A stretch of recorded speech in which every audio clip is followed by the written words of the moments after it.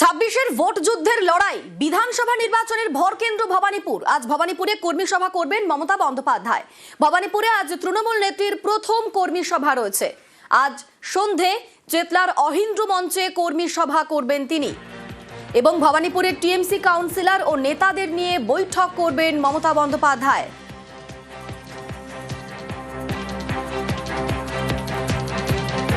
এই মুহূর্তে আমাদের সঙ্গে সরাসরি রয়েছেন প্রতিনিধি আবির। আবির, এবারের নির্বাচনে একেবারে ভরকেন্দ্র হচ্ছে ভবানীপুর এবং সেখানেই আজকে বৈঠক করবেন তৃণমূল নেত্রী। আজ কি ভোকাল টনিক দিতে পারেন তিনি?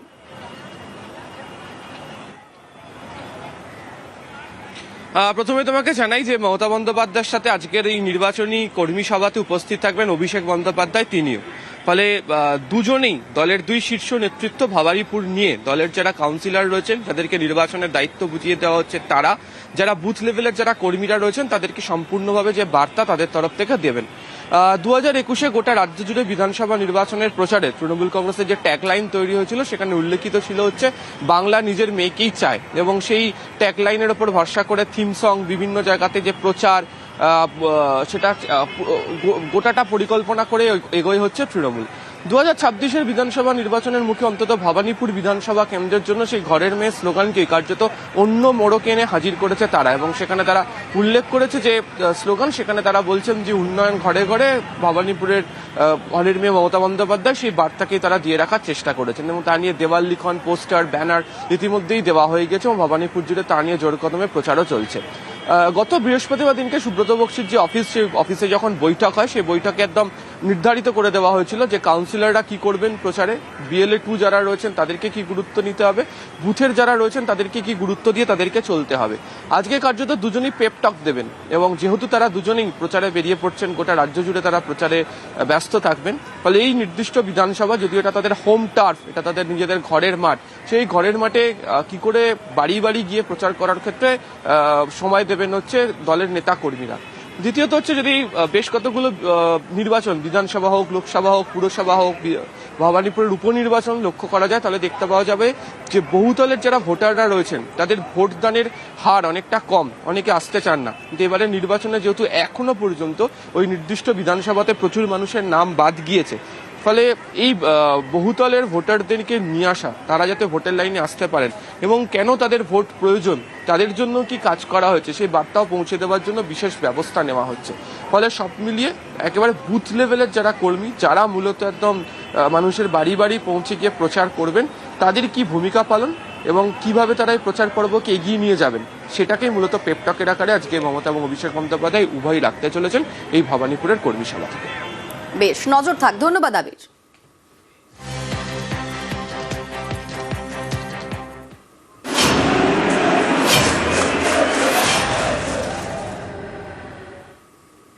বৃহস্পতিবারের পর শনিবার ভবানীপুরে প্রচারে বিজেপি প্রার্থী শুভেন্দু অধিকারী। পুজো দিলেন কালীঘাট মন্দিরে, তারপর জনসংযোগ।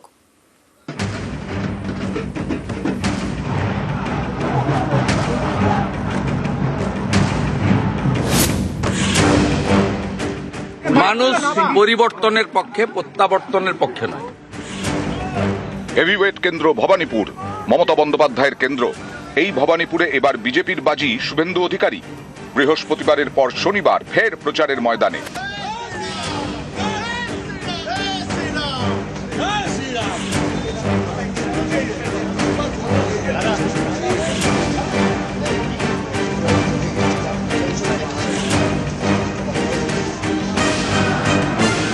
এদিন কালীঘাট মন্দিরে পুজো দেন শুভেন্দু অধিকারী।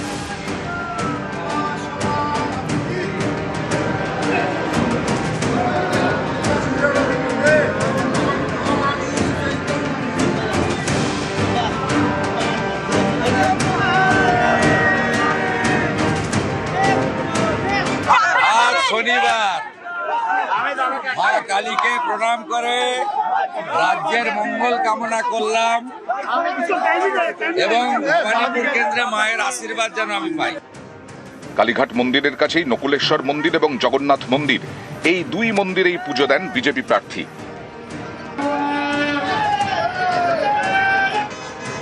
এরপরেই শুরু জনসংযোগ। বিজেপির প্রবীণ নেতাকর্মীদের বাড়ি যান, কথা বলেন।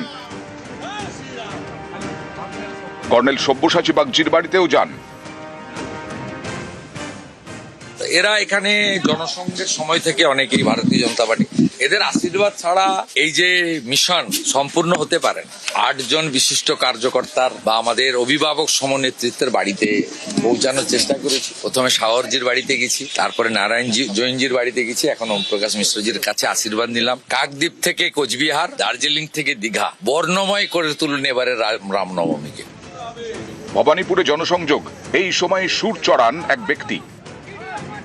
দিদি আমাদের সবকিছু, আপদ বিপদ সবকিছু দিদি। এর জবাবও দেন শুভেন্দু অধিকারী। গণতান্ত্রিক দেশ, গণতান্ত্রিক দেশ, সবাই সবার মত প্রকাশ করতে পারে। ভবানীপুরে যদুবাবুর বাজারে ভোলানন্দ আশ্রম, জনসংযোগ সেরে আশ্রমে যান শুভেন্দু অধিকারী, কথা বলেন সাধু সন্তদের সঙ্গে।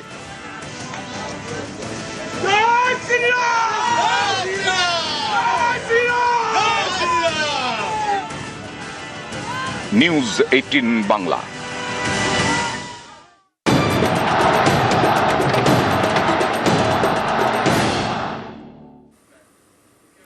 প্রার্থী ঘোষণা হওয়ার পর থেকেই প্রচার চলছে জমজমাট, আর এবার প্রচার শুরু করবেন মমতা বন্দ্যোপাধ্যায়। তবে উত্তরবঙ্গ থেকেই প্রচার শুরু মমতা বন্দ্যোপাধ্যায়ের। বুধবার থেকে জেলায় জেলায় নির্বাচনী প্রচারে তৃণমূল নেত্রী। ঠিক কিরকম কর্মসূচি রয়েছে তৃণমূল নেত্রীর, আমাদের সঙ্গে রয়েছেন প্রতিনিধি সোমরাজ বন্দ্যোপাধ্যায়। সোমরাজ, তবে বুধবার থেকেই জেলায় জেলায় নির্বাচনী প্রচার শুরু করছেন মুখ্যমন্ত্রী মমতা বন্দ্যোপাধ্যায়, তেমনটাই তৃণমূল কংগ্রেস সূত্রে জানা যাচ্ছে। বুধবার থেকেই নির্বাচনী প্রচার শুরু করা হবে এবং সেক্ষেত্রে উত্তরবঙ্গের নকশালবাড়ি, ডাবগ্রাম, ফুলবাড়ি এবং ময়নাগুড়ি এই 3 বিধানসভা কেন্দ্রে নির্বাচনী সভা করবেন মুখ্যমন্ত্রী মমতা বন্দ্যোপাধ্যায়। অর্থাৎ বুধবার থেকে মমতা বন্দ্যোপাধ্যায় যে নির্বাচনী প্রচার শুরু করছেন তা উত্তরবঙ্গের 3 বিধানসভা থেকে। প্রথমত হচ্ছে নকশালবাড়ি, দ্বিতীয়ত ডাবগ্রাম, ফুলবাড়ি এবং তৃতীয়ত ময়নাগুড়ি। বুধবার এই 3 বিধানসভা কেন্দ্রে নির্বাচনী সভা করবেন মুখ্যমন্ত্রী মমতা বন্দ্যোপাধ্যায় এবং তার জন্য মঙ্গলবার দুপুরের পরেই উত্তরবঙ্গের উদ্দেশ্যে রওনা দেবেন বলেই তৃণমূল কংগ্রেস সূত্রে জানা যাচ্ছে। বৃহস্পতিবার তিনি দক্ষিণবঙ্গে চলে আসবেন এবং যেটা তৃণমূল কংগ্রেস সূত্রে জানা যাচ্ছে, বৃহস্পতিবার পাণ্ডবেশ্বর ও দুবরাজপুর এই 2 বিধানসভা কেন্দ্রে নির্বাচনী জনসভা করবেন মমতা বন্দ্যোপাধ্যায়। প্রাথমিকভাবে বুধবার এবং বৃহস্পতিবার মিলিয়ে মোট 5টি নির্বাচনী জনসভা করবেন মমতা বন্দ্যোপাধ্যায়, তেমনটাই তৃণমূল কংগ্রেস সূত্রে জানা গিয়েছে। ইতিমধ্যেই 2 দিনের সূচি চূড়ান্ত করা হয়েছে মুখ্যমন্ত্রী মমতা বন্দ্যোপাধ্যায় বলেই তৃণমূল কংগ্রেস সূত্রে জানা যাচ্ছে।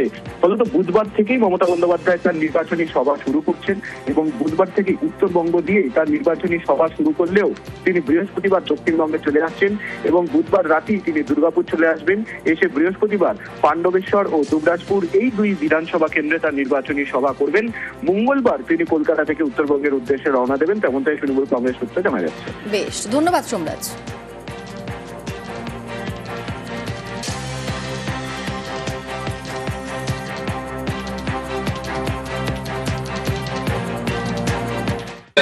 করবো না বলে সুদর্শন নিয়ে সামনে এসে ধর্ম প্রতিষ্ঠার জন্য লড়াই করেছেন আর যুধিষ্ঠির ধর্মরাজ্য প্রতিষ্ঠা করেছেন। ভগবান রামচন্দ্র তিনি ধনুক ধরেছিলেন এখানে রামরাজ্য প্রতিষ্ঠার জন্য, ন্যায়ের ধর্মের প্রতিষ্ঠার জন্য নিজের হাতে সমস্ত অসুরদের বধ করেছিলেন আর রামরাজ্য প্রতিষ্ঠা করেছিলেন বলে আছি এখন আমরা আছি। রামরাজ্য বিশ্বের মধ্যে এখন উদাহরণ, সেরকম সুখ শান্তি সমৃদ্ধি কেউ দিতে পারেনি। আজকে বিশ্ব জুড়ে আবার সেই আসরিক শক্তির প্রাদুর্ভাব, সেই অস্ত্রের ধ্বনি, বোমের আওয়াজ, বন্দুকের আওয়াজ, মিসাইলের আওয়াজ শুনতে পাচ্ছি আমরা। চারদিকে মৃত্যুর হাহাকার, শিশুদেরকে, মহিলাদেরকেও ছাড়া হচ্ছে না, স্কুলে বোম মারা হচ্ছে, হাজার হাজার শিশু মারা যাচ্ছেন। এই দৈবী শক্তির দ্বারা এই আসরিক শক্তিকে আবার পরাজিত করে ধর্মরাজ্য প্রতিষ্ঠা করতে ভারতবর্ষ। সেই জন্য আমরাও লড়াই করছি। আমাদের সমস্ত মহাপুরুষ পুরুষ এই কথাই বলে গেছেন যে নিজেকে আগে ধার্মিক হতে হবে, তপস্বী হতে হবে, শস্ত্র রাখতে হবে, শস্ত্র ধরতে হবে, শক্তিশালী হতে হবে। আর আমাদের সন্তানদের আগামী পৃথিবীতে সম্মানের সঙ্গে বাঁচার জন্য তাদেরকে শক্তিশালী করে ধার্মিক করতে হবে। আজ এখানে গুরুদেবের সামনে দীক্ষার ব্যবস্থা ছিল, দীক্ষা হয়ে গেছে। এখানে বহু মানুষ এসে সনাতন ধর্মের অনুসারীরা প্রভুর সামনে, ঠাকুরের সামনে দীক্ষা নিয়েছেন, নিজের জীবনে হিন্দুত্বকে প্রতিষ্ঠিত করার জন্য, ধার্মিক হওয়ার জন্য সংকল্প নিয়েছেন। আমরা যারা হিন্দু সমাজে জন্মেছি, এটা ভগবানের আশীর্বাদ, পূর্বপুরুষের তপস্যার ফলে হয়েছে। দুর্লভম ভারতে জন্ম মনুষ্যতত্ত্ব দুর্লভম। এই ভারতবর্ষের ভূমিতে জন্মগ্রহণ করাটা খুবই দুর্লভ, আর মানুষ হওয়া তো আরো দুর্লভ। সেই মানুষ জনিত আমরা জন্মগ্রহণ করেছি, সেটা মানুষের কাজ করতে হবে। ধর্মরক্ষা ধর্ম প্রতিষ্ঠা করতে হবে, নাহলে নরকবাস হবে। 64,000 জনি ঘুরে আবার পশু পাখি কীট পতঙ্গ হয়ে আবার কবে মানুষ হবো জানি না। সে মনুষ্য জীবনের সর্বোচ্চতা ভগবত প্রাপ্তি, জীবনের মুক্তি দেওয়ার চেষ্টা করতে হবে। নিজের ছেলেমেয়েদের মধ্যে সেই সংস্কার দিতে হবে, তারা যেন পশুত্বের থেকে মনুষ্যত্বের দিকে আসে। হিন্দুত্বই শিখিয়েছে মানুষকে পশুত্বের থেকে আর ব্রহ্মত্বের দিকে, দেবত্বের দিকে যেতে। তাই আমাদের ধর্মের ষোড়শ সংস্কারের কথা বলা হয়েছে। সংস্কারের দ্বারাই আমাদের আত্মার পরিশুদ্ধি হয়, শরীরের পরিশুদ্ধি হয়। আমরা দেবত্ব থেকে ব্রহ্মত্বের দিকে যেতে থাকি, পশুত্ব থেকে দেবত্বের দিকে যেতে থাকি। সেই সংস্কার হচ্ছে দীক্ষা গ্রহণ, তপস্যার দ্বারা, পুজো পাঠ, যাগযজ্ঞ, উপবাসের দ্বারা মনের শরীরের শুদ্ধি হয়। আর এই রাস্তা দেখান আমাদের পূজ্যপাত সন্ন্যাসী মহারাজরা, তাদের আশীর্বাদে আমাদের জীবনের পরিবর্তন হোক, এই দেশ সুরক্ষিত হোক, ধর্ম সুরক্ষিত হোক, এই আশা করে আমাদের সবাইকে আমার নতমস্তকে প্রণাম জানিয়ে শেষ করছি।